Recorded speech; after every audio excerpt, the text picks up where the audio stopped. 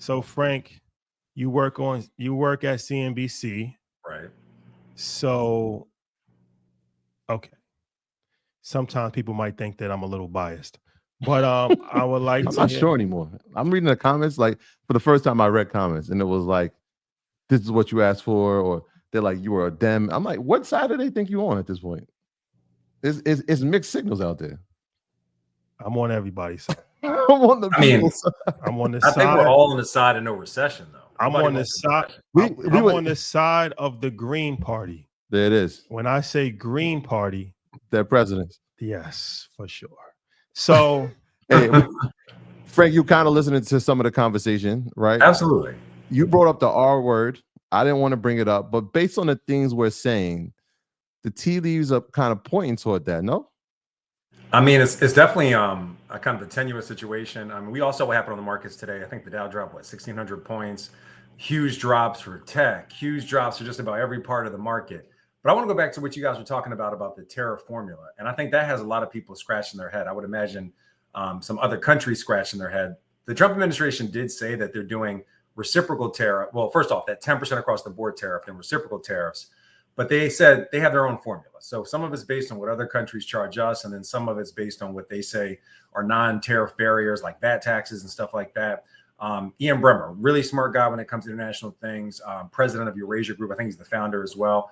He put out a tweet basically saying that the Trump administration, they took the trade surplus with each country and then divided it by the exports. And that's how they came with the numbers. Like for the EU, that's how they came with 39%.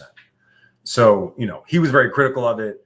But I think it doesn't matter the formula right now, just the levels of it right now are making things, I think making everybody nervous across the world. So one of the estimates that I've been really leaning on is from Ernst and Young. They see inflation going up 1%, GDP going down 1% in 2025. That's basically what a lot of people call stagflation. That's prices going up, but growth going down. More than likely, wages staying flat. And we all know when prices go up, your wages stay flat. Well, you're losing money, essentially. And that's what a lot of people talk about when you talk about investing in gold or Bitcoin. You want to invest in an appreciating asset. And a lot of people feel like a dollar is actually a depreciating asset. So there is a lot of danger going forward. Nobody wants to talk about recession, but it's certainly one of the dangers. I believe JP Morgan raised their estimate from 20% up to 35% when we're talking about a chance of recession. I've talked to a lot of CEOs about this, and a lot of them say, I just got to sit still until I have more clarity. And I don't think we have more clarity yet. Well, that's what I wanted to ask you, because we're going to make this a group discussion. We got another surprise, but you talk to a lot of CEOs, right? You talk to a lot of intelligent people and you talk to a lot of wealthy people. What is the sentiment of those people that you're talking to? Confusion, man. And by the way, you guys are two wealthy and smart guys I talk to, but confusion. Allegedly. Nah, I'm not alleged. Listen, say it loud. I'm not with you. I'm not alleging anything.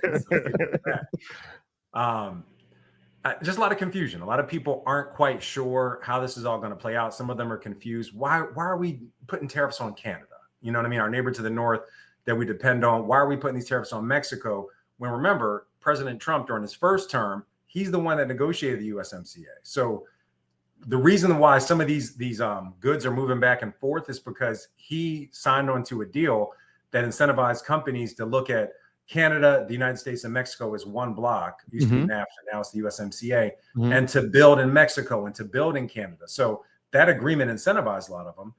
One of the prevalent things I'm hearing from a lot of CEOs is that we build our supply chain, we build our factories, we build whatever we're building for decades. We're not building for this administration. We're not building for the next 4 years. So how do you make decade-long decisions when this person is going to be in the office for 4 years? And you don't know what the next person may think. They may have a totally different view on trade altogether.